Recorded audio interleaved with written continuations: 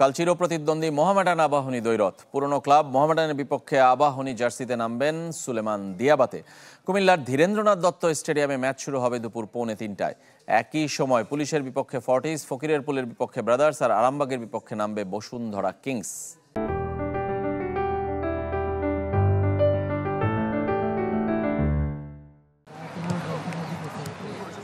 জাতীয় দলের উন্মাদনার পর আবার মাঠে ফিরছে ঘরোয়া ফুটবল। 1 মাসের বেশি বিরতির পর তৃতীয় রাউন্ড, আর এই রাউন্ডেই মোহামেডান আবাহনী বিগ ম্যাচ। লিগে দু দলেরই হোম ভেন্যু কুমিল্লা। প্রথম লেগে হোম ম্যাচ চ্যাম্পিয়ন মোহামেডানের। তবে ভালো নেই সাদা কালোরা। জয়হীন প্রথম 2 ম্যাচ, আর এবার ইনজুরিতে ভুগছেন সুমন রেজা ও রহমত মিয়া। অনিয়মিত বেতনে ফুটবলারদের মধ্যে চরম অসন্তোষ। দিন শেষে টাকার প্রয়োজন আছে, আবার যে টিমের আবার দলের খেলি সেই টিমের আসলে দেখতে হবে আমাদের আগে যে আসলে ওদের সিচুয়েশনটা কি। কর্তৃপক্ষ তো বলতেছে যে আসলে দিবে আমাদেরকে, আসলে আমরা ওই আশ্বাসে আসছি এখন পর্যন্ত, দেখা যাক কি হয়। ম্যাচের আগের দিন আবাহনীও কুমিল্লায় অনুশীলন করেছে। স্পটলাইট সুলেমান দিয়াবাতের ওপর।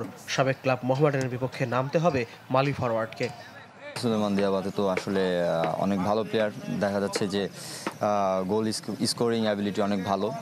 তো আমি মোহামেডানে একসাথে খেলেছি, আমাদের সাথে বোঝাপড়া ভালো।